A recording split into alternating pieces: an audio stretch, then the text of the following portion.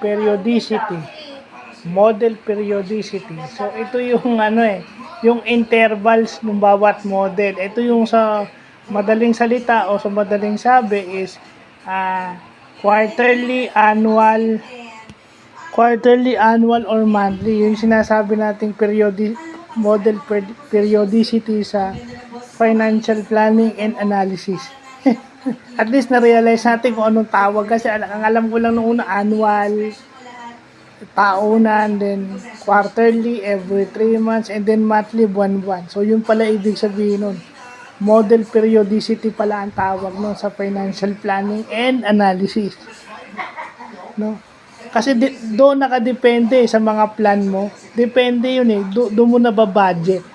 So yun pala ang tawag yan, model periodicity.